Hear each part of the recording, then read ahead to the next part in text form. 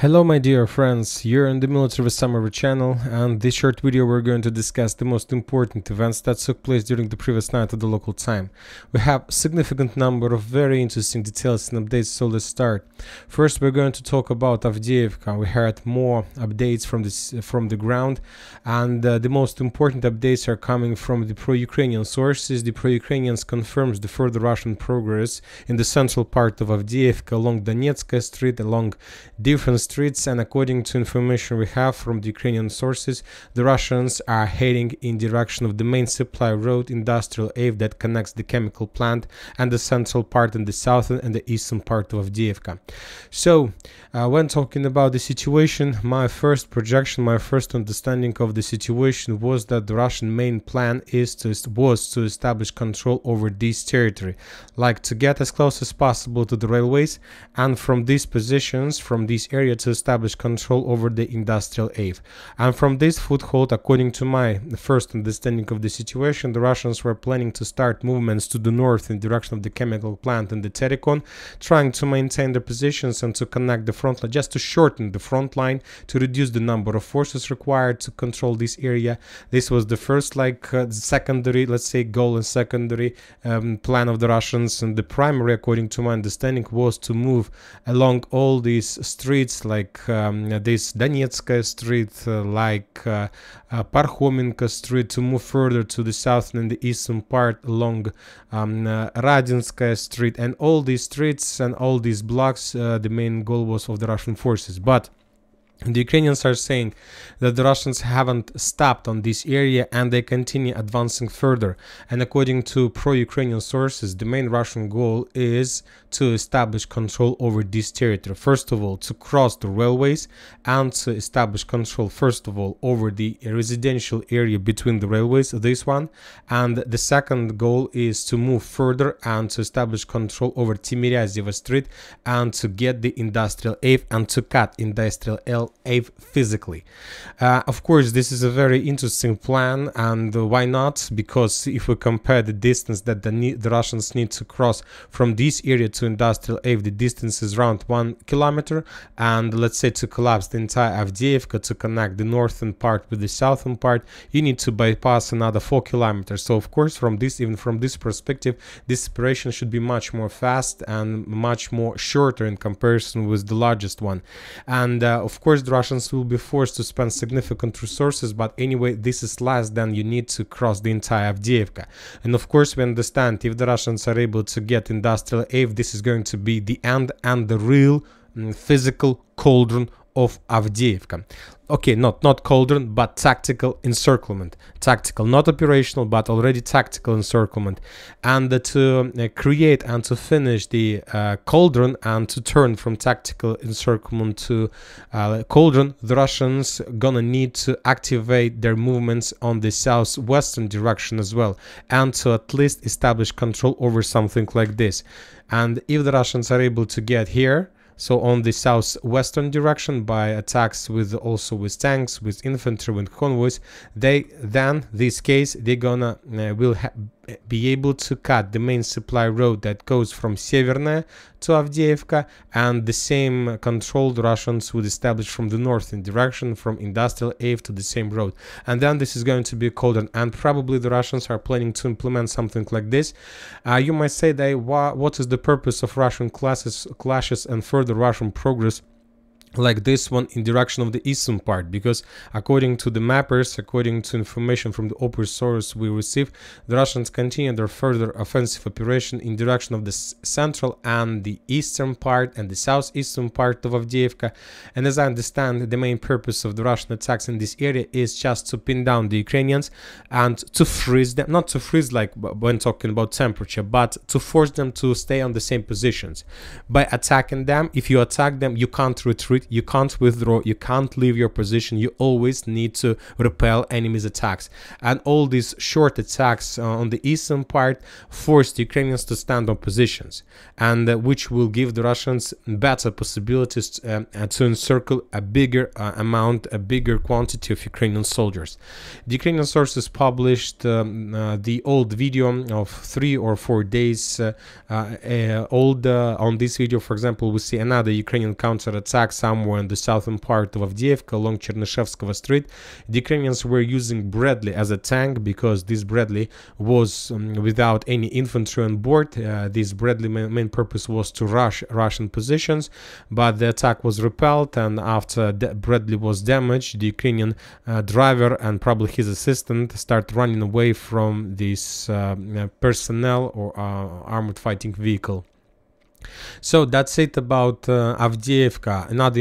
The final important update is that the Russians reported that they started evacuation of the civilians who took a decision to wait for Russian army. So they start, let's say, bypassing the residential area. They start getting more and more civilians, and the civilians Russians started evacuation process. So with this speed, with this tempo, the battle for Avdiivka obviously will be finished by the end of February. Now we are moving to Novomykhailivka, the most important area, and updates are receiving from this territory. We got a few sources reported the same situation. The Ukrainian deep state map confirmed that the Russians launched another full-scale offensive operation in the direction of the village using significant number of armored vehicles and tanks and personnel carriers and infantry.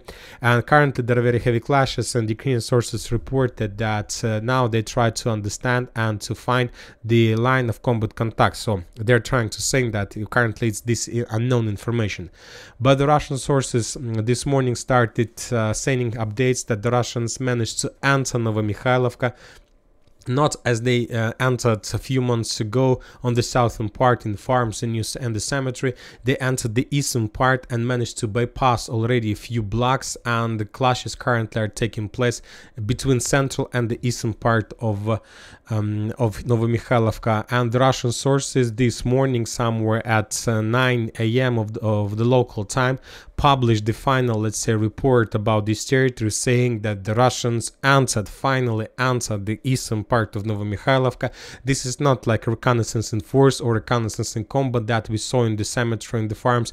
This is the real clearing operation with the purpose to completely establish control over the village and to force the Ukrainians to step back. So based on all these reports, based on all geolocations, based on all updates that we received since the previous evening of the local time, the Russians has probably and very likely, as a result of offensive operation, managed to establish already control over something like this in the southern, eastern and the southeastern part of Novomykhailivka.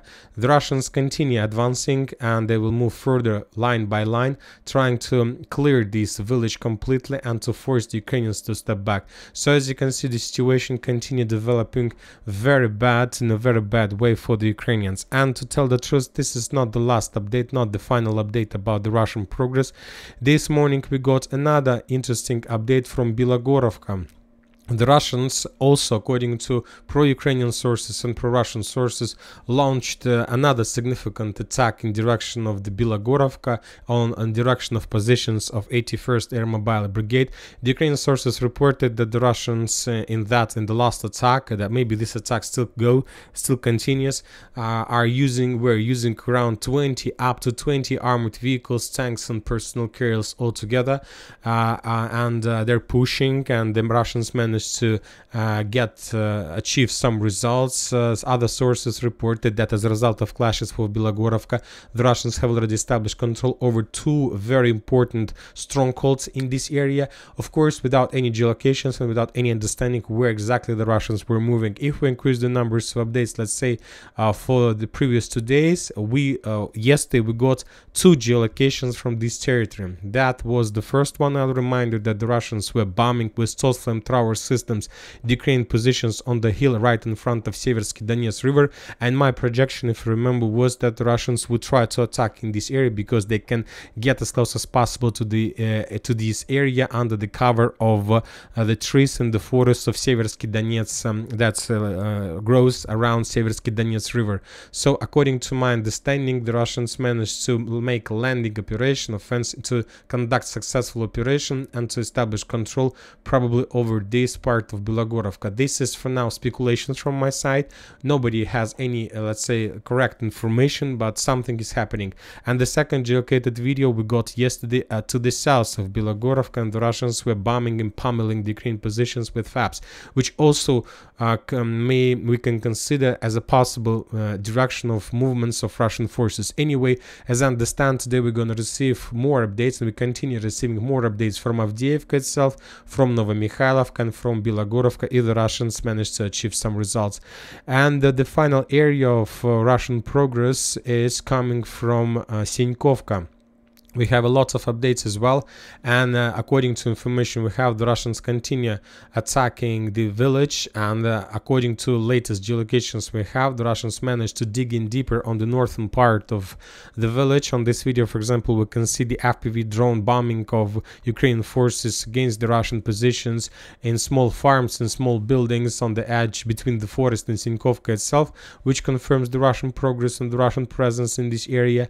Other sources reported about additional attacks from the Russian side to the west of Sinkovka, and the Russians are trying to bypass this village from the west, and the Russians managed to achieve certain progress and certain success. Furthermore, we got few geolocations of FPV drone strikes against the Ukrainian infantry and Ukrainian vehicles that were sent from the south to the north to support the Ukrainian forces in Sinkovka. The situation for the Ukrainians is also not so good in this area, because when talking about the configuration of the front line, we see that there are just 2 supply roads that Ukrainians can use to support their forces in Sinkovka itself. This is the first one, and this is, let's say, the second one. So there are no more ways how the Ukrainians can redeploy forces from the south to the north, and all these roads are under complete Russian control, so there is no problem for the Russians to destroy everything that moves from the south to the north of Sinkovka. And probably that's it for today. Military Summary channel reminds you, we condemn any violence in the world. Thank you for watching. Subscribe to my channel, put your likes, join my Patreon, and have a good day. Bye bye.